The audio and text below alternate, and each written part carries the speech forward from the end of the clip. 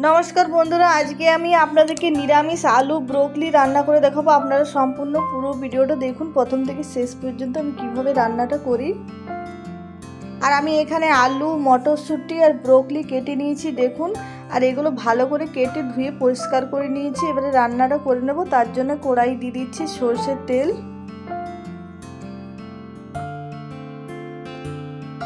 আর তেলটা গরম হয়ে গেছে। এবারে কেটে রাখা ব্রোকলি দিয়ে দিচ্ছি আর এটা হালকা ভেজে নেব। এটা খুব বেশি ভাজার দরকার নেই, হালকা ভেজে নিলেই খেতে ভালো লাগে।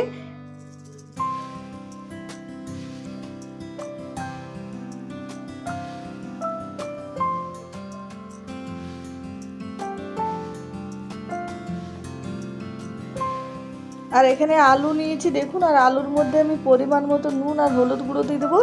আর ভালো করে এবারে মাখিয়ে নেব নুন আর হলুদ গুঁড়ো।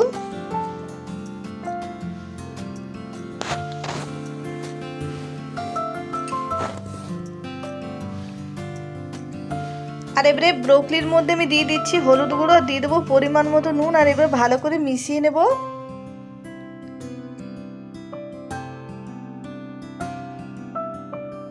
আর এটা ভাজা হয়ে গেছে বললামই, হালকা ভাজবো, হালকা ভেজে নিয়েছি। এবারে নামিয়ে নিচ্ছি। আর এবারে কড়াই দিয়ে দিচ্ছি আমি আবার সরষের তেল, ওই কড়াই। এবারে আলুটা ভেজে নেব।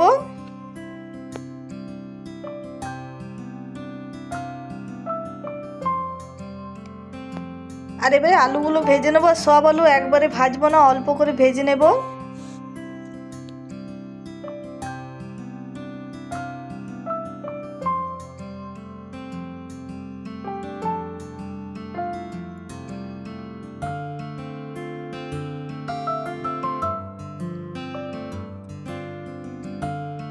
আর আলুটা দেখুন লালচে ভাব হয়ে গেছে। এবারে তুলে নেব। সব আলুটা একইভাবে ভেজে নেব।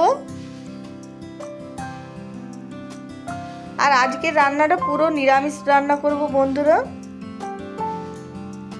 আর এই ব্রোকলির সবজি খেতে দারুণ লাগে, তরকারি ভাজা যে কোনো খাবেন, এটা রুটি লুচি পরোটা ভাত যে কোনো দিয়ে খাবেন, সবই সাথে খেতে ভালো লাগে।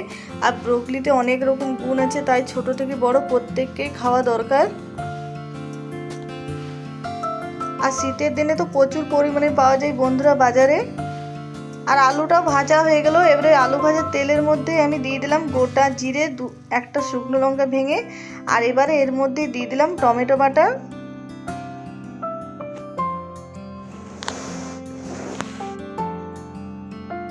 টমেটোটা একটু নেড়ে চেড়ে নিয়েছি। এবারে এর মধ্যে দিয়ে দিচ্ছি জিরে, ধনে, আদা, কাঁচা লঙ্কা, গোলমরিচ বাটা। দিয়ে দিচ্ছি হলুদ গুঁড়ো আর দিয়ে দেবো একটু নুন। আর এবারে মশলাটা খুব ভালো করে কষিয়ে নেব। আর একটু দিয়ে দিলাম চিনি।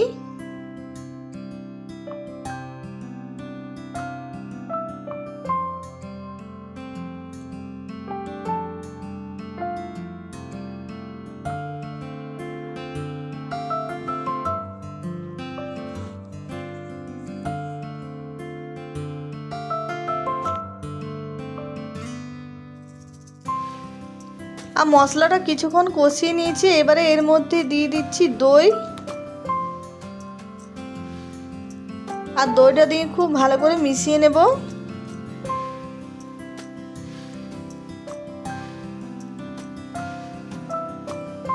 আর এবারে এর মধ্যে মটরশুঁটি দিয়ে দিচ্ছি।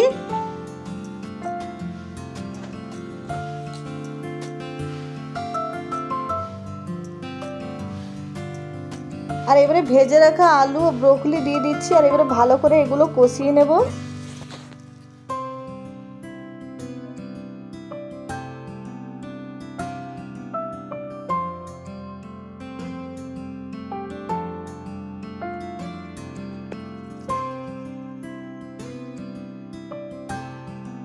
আর খুব ভালো করে কষানো হয়ে গেছে। এবারে দিয়ে দিচ্ছি জল। আর জল দিয়ে ভালো করে মিশিয়ে নেব।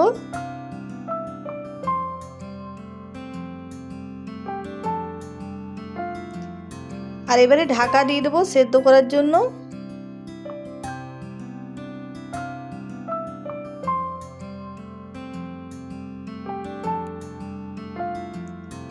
কিছুক্ষণ পর ঢাকাটা খুলে নিলাম।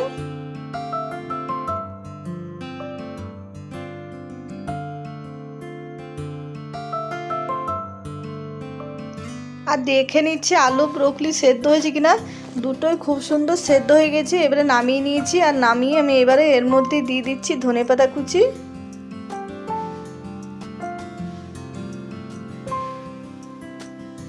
আর ধনেপাতা কুচি দিয়ে ভালো করে মিশিয়ে নামিয়ে নিলাম। আর আজকের ভিডিওটা পছন্দ হলে প্লিজ লাইক শেয়ার কমেন্ট করবেন। যারা নতুন দেখছেন তারা অবশ্যই আমার চ্যানেলটা সাবস্ক্রাইব করবেন। আর দেখুন নিরামিষ রান্না হয়ে গেলো আলু ব্রোকলির। আর এটা খেতে দারুণ লাগে বন্ধুরা। কমেন্টে নিশ্চয়ই জানাবেন কেমন হয়েছে কেমন না আজকের রেসিপি।